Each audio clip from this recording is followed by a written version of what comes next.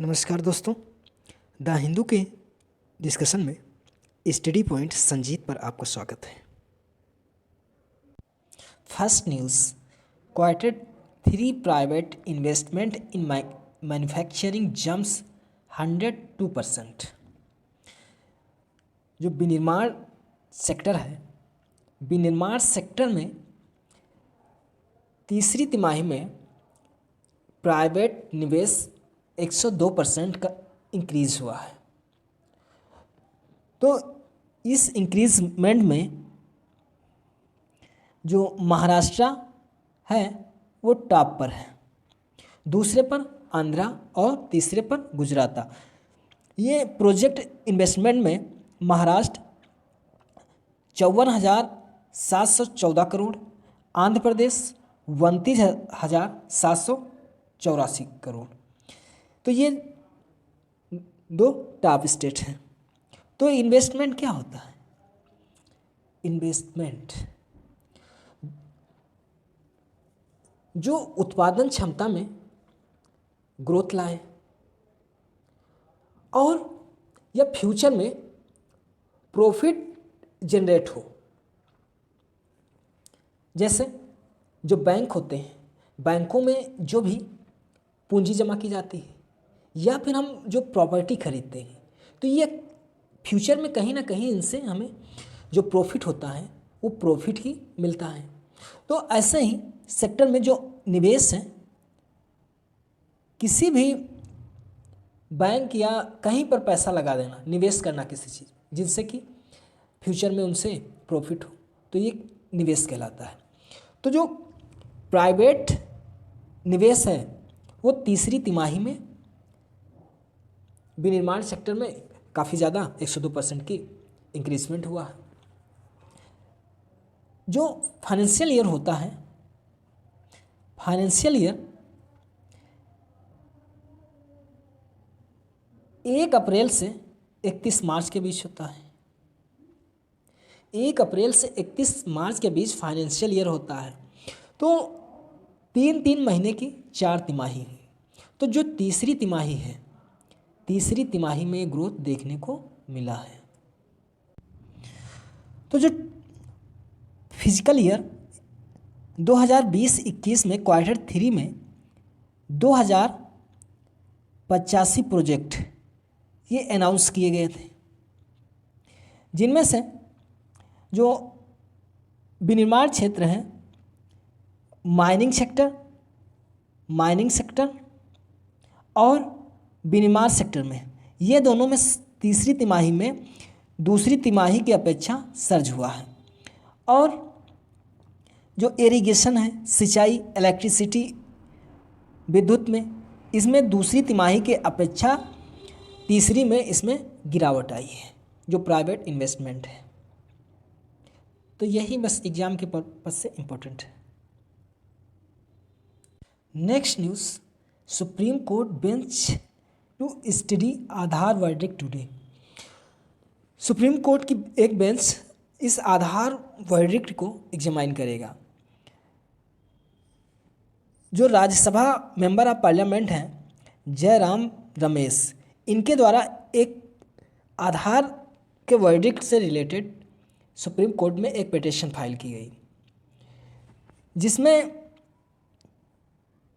जो इंडिविजुअल किसी पर्सन की इंडिविजुअल प्राइवेसी है, तो उस प्राइवेसी को, उस पर रिस्ट्रिक्शंस इम्पोज करती है। तो इसी की एग्जामाइन सुप्रीम कोर्ट के द्वारा आज की जाएगी। तो ये जो आधार है, आधार पार्लियामेंट में 2016 में एक मनी बिल के रूप में इसे पास करा लिया गया 2016 में। तो यह जो आधार है दुनिया की सबसे बड़ी बायोमेट्रिक प्रणाली है। यह 12 अंक का एक विशिष्ट पहचान संख्या होती है, जो भारत के कोई भी निवासी है उसके द्वारा यह स्वेच्छा से अपने बायोमेट्रिक जनसांख्यिकीय डेटा के आधार पर प्राप्त कर सकता है। बायोमेट्रिक डेटा जैसे कि आँख की जो रेटिना या फिर फिंगरप्रिंट वगैरह, इनका प्रयोग करते हुए वह इस 12 डिजिट अंकों की विशिष्ट संख्या जो है इसको वह प्राप्त कर सकता है। लेकिन जो आधार है, आधार यदि किसी के पास आधार हो गया तो वो आधार से यह प्रूफ नहीं होता है कि वह इंडियन सिटीजन है। आधार से नागरिकता का सबूत नहीं है। तो आधार का जो ये डेटा है, ये डेटा UIDAI के द्वारा इसको एकत्रित किया जाता है, यानी भारतीय विशिष्ट पहचान प्राधिकरण द्वारा ये आधार से जो रिलेटेड डेटा है इसको स्टोर किया जाता है। और यह 2009 में जो UID है इसकी स्थापना 2009 में एक वैधानिक प्राधिकरण के रूप में इसको स्थापित किया गया और यह मिनिस्ट्री ऑफ इंफॉर्मेशन टेक्नोलॉजी के अंडर कार्य करती है।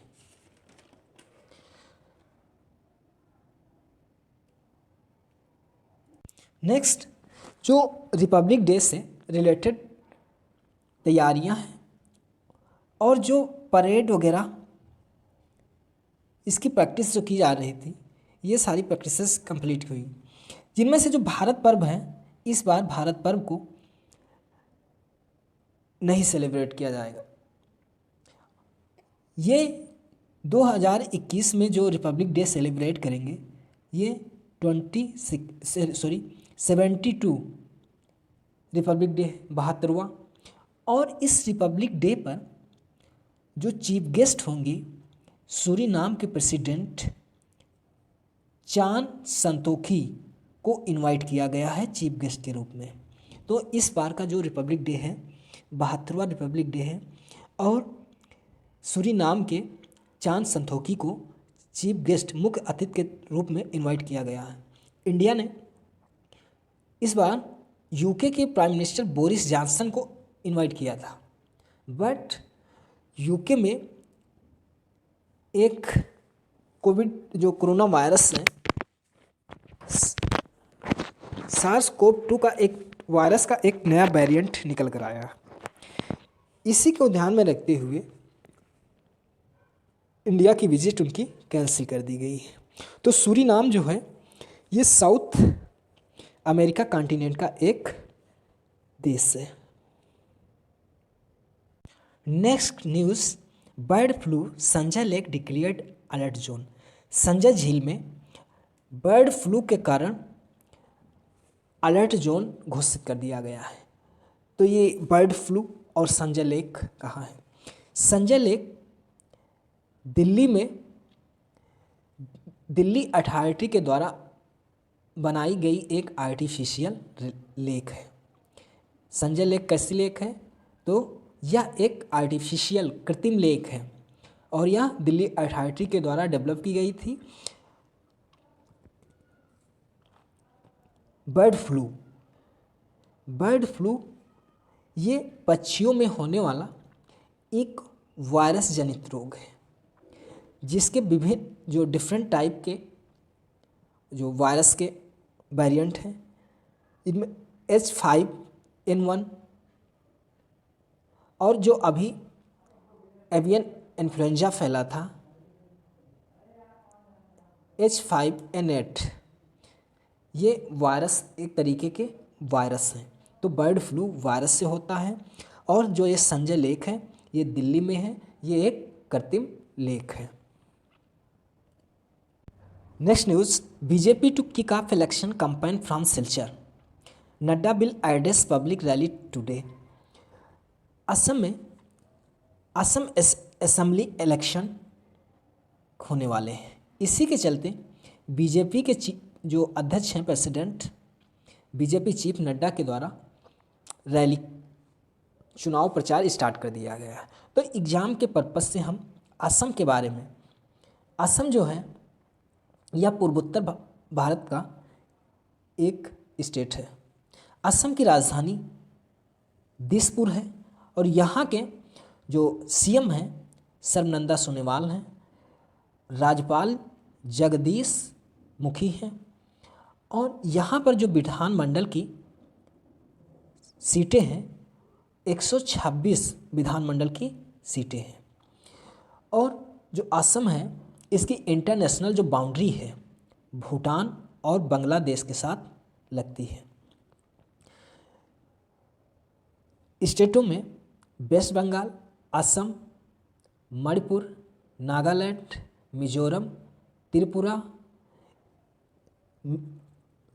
इनसे ये अपनी बाउंड्री साझा करती है। तो ये जो पार्ट्स हैं न्यूज़पेपर का एडिटोरियल सेक्शन है। यहाँ पर हम ये मेंस के पॉइंट ऑफ व्यू से नहीं बताएंगे। ये जो फर्स्ट आर्टिकल है, फर्स्ट आर्टिकल जो इंडिया में वर्ल्ड का 16 जनवरी से वैक्सीनेशन प्रोग्राम शुरू किया जा रहा है उससे रिलेटेड है। इसमें जो वैक्सीनें हैं जिसमें जो 30 मिलियन फ्रंट लाइन वर्कर हैं फर्स्ट स्टेज में, यानी उनको प्रायोरिटी दी जाएगी, फ्रंट लाइन वर्कर को प्रायोरिटी दी जाएगी। उसके बाद तो इसमें कुछ वैक्सीनें दी गई हैं जो भी क्वेश्चंस प्रीलिम्स के पॉइंट ऑफ व्यू के बन सकते हैं। जैसे इसमें जो कोविशील्ड वैक्सीन है, तो कोविशील्ड जो वैक्सीन है, Covishield vaccine serum of institute India के द्वारा डेवलप की गई। सीरम ऑफ इंस्टीट्यूट कहाँ सिचुएटेड है? पुणे में। और कोवैक्सीन, जो कोवैक्सीन है यह भारत बायोटेक हैदराबाद के द्वारा डेवलप की गई है। स्पुतनिक वैक्सीन यह रसिया द्वारा बनाई गई है। और फाइजर, जो फाइजर वैक्सीन है यह यूके के द्वारा। मोडेर्ना वैक्सीन यूएसए की है। तो ये ढेर सारी वैक्सीनें हैं जिनमें से कोविशील्ड वैक्सीन और कोवैक्सीन, ये जो इंडिया का vaccination programme date most important है, 16 जनवरी 2021 से जो वैक्सीनेशन प्रोग्राम है स्टार्ट हो रहा है। और जो 30 मिलियन फ्रंट लाइन वर्कर हैं इनको प्रायोरिटी दी जाएगी। इसमें एक है कोविन एक सॉफ्टवेयर है। जो ये वैक्सीनेशन प्रोग्राम है इसको इम्प्लीमेंट करने में इस कोविन जो सॉफ्टवेयर है इसका यूज़ किया जाएगा। तो कोविन क्या है? एक सॉफ्टवेयर है जिसका प्रयोग इस वैक्सीनेशन प्रोग्राम में ट्रैकिंग करने के लिए किया जा रहा है। नेक्स्ट जो आर्टिकल है सेंट्रल विस्टा प्रोजेक्ट को लेकर है। इस आर्टिकल में कि जो सेंट्रल का विस्टा प्रोजेक्ट है, विस्टा प्रोजेक्ट जो सेंट्रल गवर्नमेंट के द्वारा जो पार्लियामेंट की नई बिल्डिंग बनाना, ये विस्टा प्रोजेक्ट है। तो इस विस्टा प्रोजेक्ट को जो सुप्रीम कोर्ट के द्वारा अनुमति दी गई आगे बढ़ाने की। और इस कोविड काल में जब हेल्थ सेक्टर को बूस्ट देने की ज़रूरत थी, वह एजुकेशन सेक्टर, पॉवर्टी, बहुत सी ऐसी चीज़ें थी जिन पर ध्यान देने की ज़रूरत थी। बट ये इस समय जो विस्टा प्रोजेक्ट है पार्लियामेंट की नई बिल्डिंग है, ऐसे में इसको एक्सटेंड किया जा सकता था। तो इस आर्टिकल में यही बताया गया है कि ऐसे समय में आगे इसको बनाया जा सकता था। तो यहाँ पर जो विस्टा प्रोजेक्ट है, ये विस्टा प्रोजेक्ट के बारे में कि जो विस्टा प्रोजेक्ट है पार्लियामेंट की एक जो नई बिल्डिंग बनाना, और नई बिल्डिंग में जो लोकसभा की सीटें होंगी वो 888 और राज्यसभा में 384 हो जाएंगी। जिससे कि जब 2026 में जब परिसीमन होगा तो ऐसे में सीटें और होनी चाहिए। तो इसलिए इनको इतना आगे बढ़ा दिया गया है। तो टोटल मिलाकर के 1272 सीटें अवेलेबल हो जाएंगी। तो जो नई संसद बनेगी ये 2022 तक, जब हम आज़ादी की 75वीं वर्षगांठ सेलिब्रेट कर रहे होंगे तब इसको कंप्लीट कर लिया जाएगा। इस विस्टा प्रोजेक्ट के जो आर्किटेक्ट हैं वो बिमल पटेल हैं। कंस्ट्रक्शन का जो वर्क दिया गया है ये टाटा प्रोजेक्ट को दिया गया है और इसकी जो लगभग कॉस्ट आएगी वो 971 करोड़। एरिया 6400। जो पुरानी बिल्डिंग है, पुरानी बिल्डिंग सर एडविन लुटियस और सर हर्बर्ट बेकर के द्वारा 1912 में इसको बनाया गया था। आखिर 12 में क्यों? क्योंकि उस समय जो अंग्रेज़ों के द्वारा राजधानी थी वो कलकत्ता से दिल्ली को स्थानांतरित की गई थी, जिसे दिल्ली दरबार के रूप में जाना जाता है। तब पार्लियामेंट की ज़रूरत पड़ी थी, तो लुटियस और हर्बर्ट बेकर के द्वारा 1912 में डिजाइन किया गया और इसका कंस्ट्रक्शन कार्य 1927 में पूर्ण कर लिया। पुरानी जो पार्लियामेंट है वह चौसात योगिनी मंदिर या फिर मैथाली मंदिर, जिसे एक तारसो महादेव मंदिर के नाम से जानते हैं, इनसे इंस्पायर था। यह मध्य प्रदेश में है। नेक्स्ट जो आर्टिकल है वो इकोनॉमी को बूस्ट देने के लिए आरबीआई को कौन से स्टेप उठाने चाहिए। तो इसमें जो आर्टिकल है इसमें इकोनॉमी को बूस्ट देने के लिए सारी चीज़ें बताई गई हैं। तो यहाँ पर हम जो आरबीआई है, आरबीआई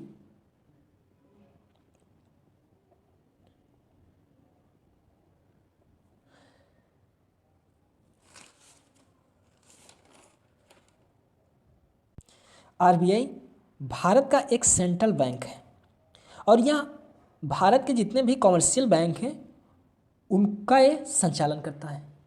इसकी स्थापना जो है 1 अप्रैल 1935 को आरबीआई एक्ट 1934 के अकॉर्डिंग की गई थी और इसका जो हेडक्वार्टर्स मुंबई में है। तो आरबीआई जो है यह मॉनेटरी पॉलिसी, जो मौद्रिक नीति है, मौद्रिक नीति को बनाता है और मुद्रा के लेन देन को यह कंट्रोल करता है। करेंसी निर्गमित की जाती है, करेंसी निर्गमित को भी यह नियंत्रित करता है और यह मुद्रा के लेन देन को कंट्रोल करता है। तो आरबीआई की स्थापना आरबीआई एक्ट 1934 के अकॉर्डिंग 1 अप्रैल 1935 में की गई थी। इसका हेडक्वार्टर्स मुंबई में है और यह करेंसी को निर्गमित करता है, नियंत्रित करता है, मॉनेटरी पॉलिसी बनाता है, वह जो मौद्रिक नीतियां हैं उनको यह इम्प्लीमेंट करने का भी कार्य करता है, मुद्रा के लेन देन को यह कंट्रोल करता है।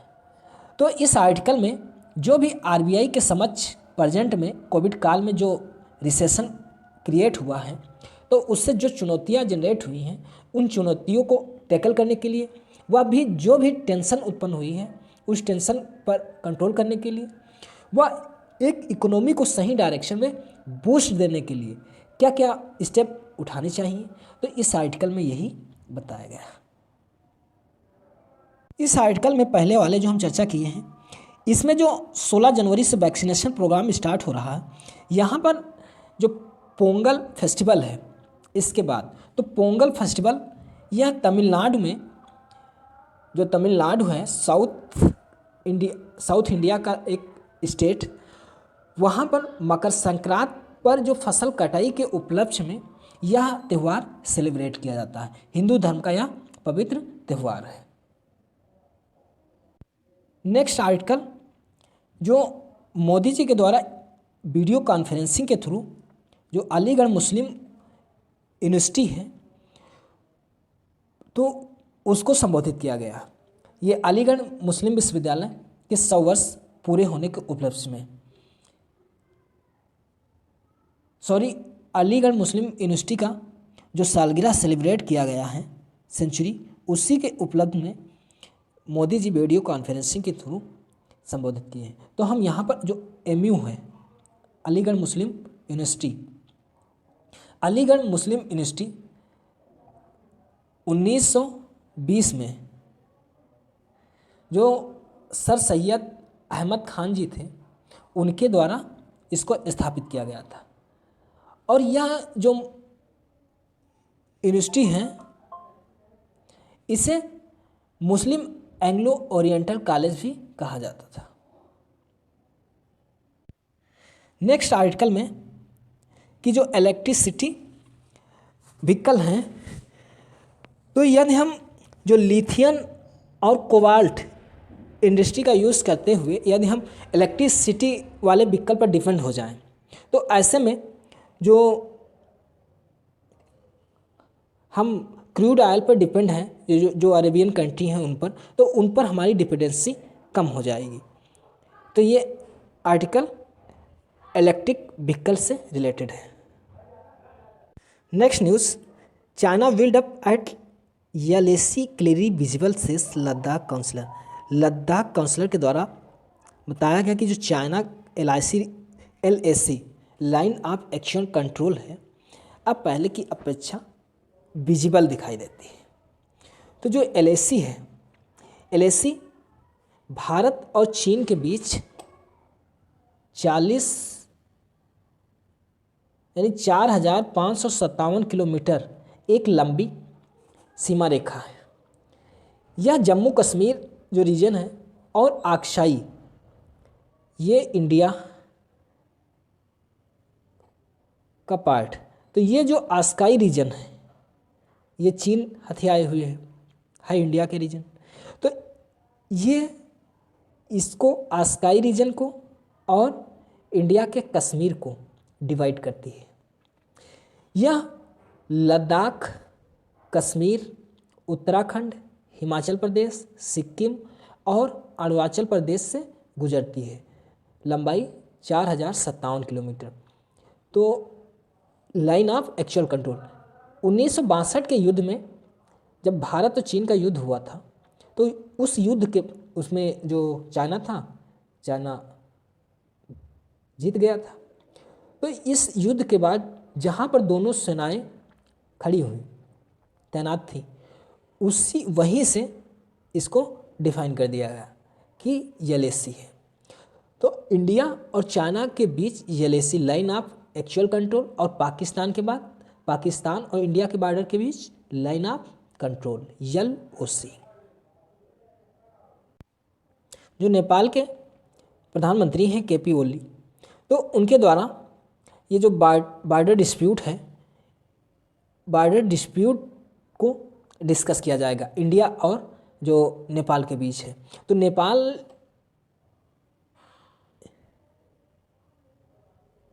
ये इंडिया, तो नेपाल जो है ये ऊपर नेपाल है। नेपाल उत्तराखंड, उत्तर प्रदेश, बिहार, वेस्ट बंगाल और सिक्किम से बॉर्डर साझा करता है। नेपाल की जो राजधानी है वो काठमांडू है। और दुनिया की सबसे जो हाईएस्ट चोटी है माउंट एवरेस्ट 848 किलोमीटर ऊंची, 848 किलोमीटर ऊंची। अभी हाल ही में चाइना और नेपाल के द्वारा इसको दोबारा से इसकी ऊंचाई मापी गई, जिसमें यह 86 सेंटीमीटर की बढ़ोतरी अंकित की गई है। तो दुनिया की हाईएस्ट चोटी है। नेपाल और इंडिया के बीच लिम्फू दुरिया और काला पानी जो पिथौरागढ़ उत्तराखंड में पड़ते हैं, ये डिस्प्यूटेड एरिया है। जो इंडिया है जब अपना जो जम्मू कश्मीर है यहाँ पर 370 जब हटाया, उसके बाद सर्वे ऑफ इंडिया ने भारत का नया मैप इशू किया, तो उसमें लिम्फू दरिया और काला पानी को मैप में अपने दिखाया। तो नेपाल का मानना है कि जो लिम्फू दरिया और काला पानी है ये हमारे अंडर आते हैं, ये भारत क्यों दिखाया।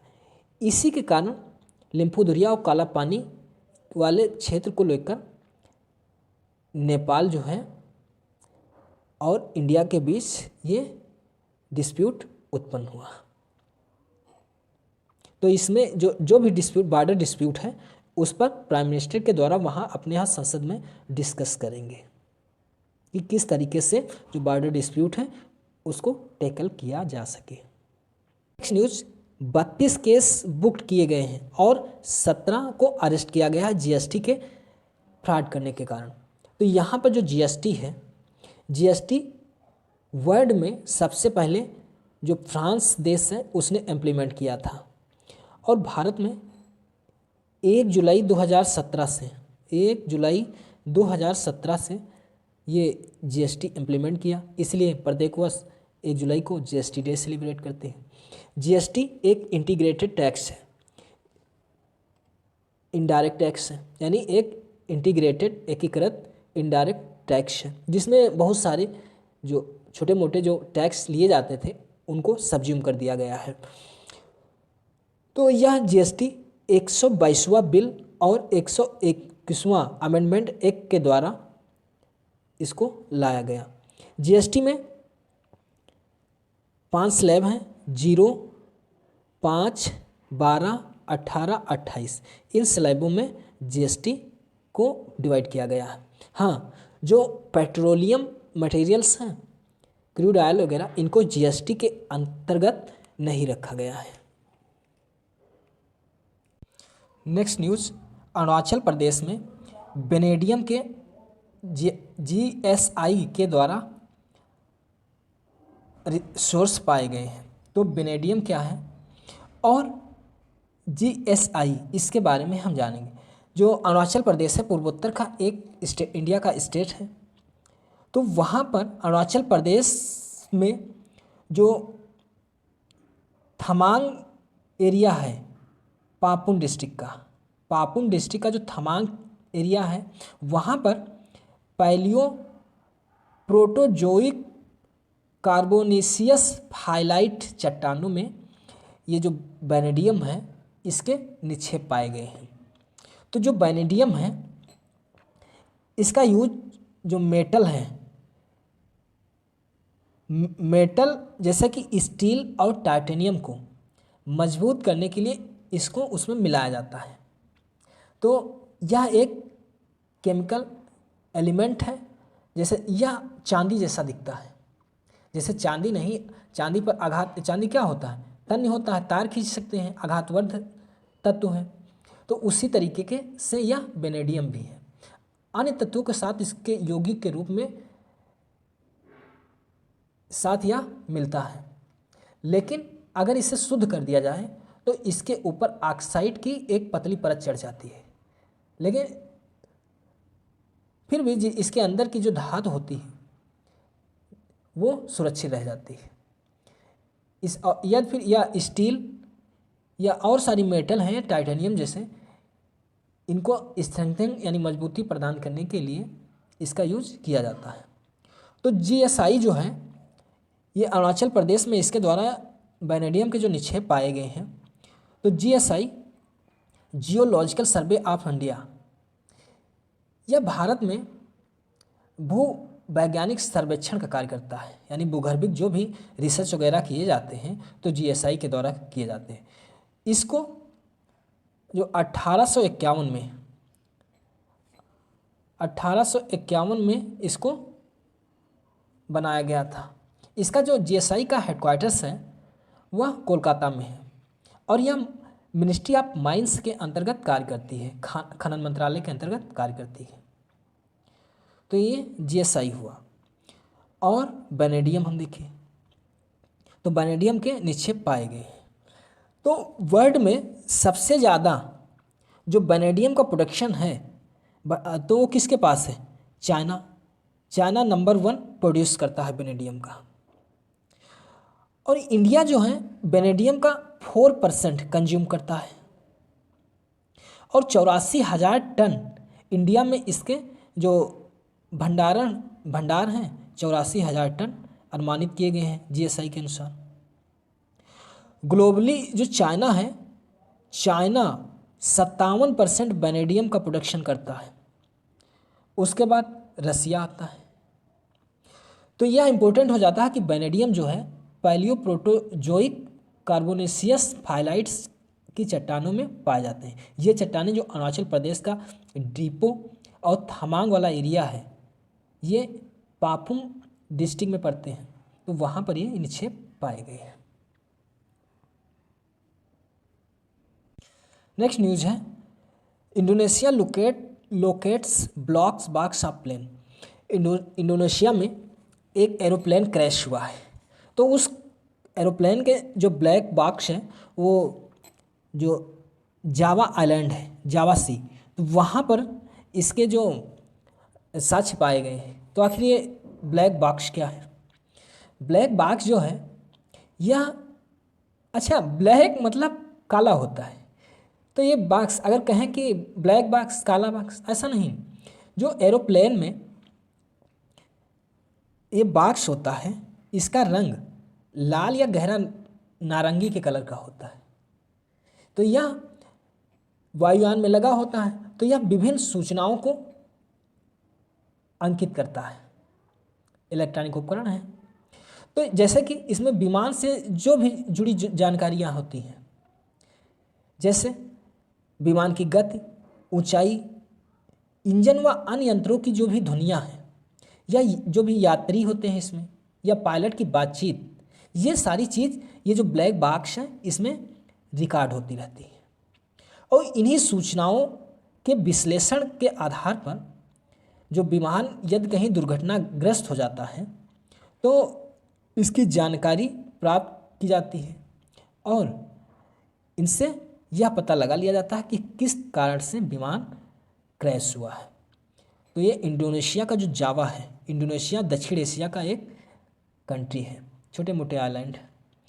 तो यहीं पर ये ब्लैक बॉक्स पाया गया। तो ब्लैक बॉक्स का एक बार पूछा गया था यूपीएससी में कि जो ब्लैक बॉक्स होते हैं इनका कलर किस तरीके का होता है, तो लाल या गहरे नारंगी कलर का इनका कलर होता है।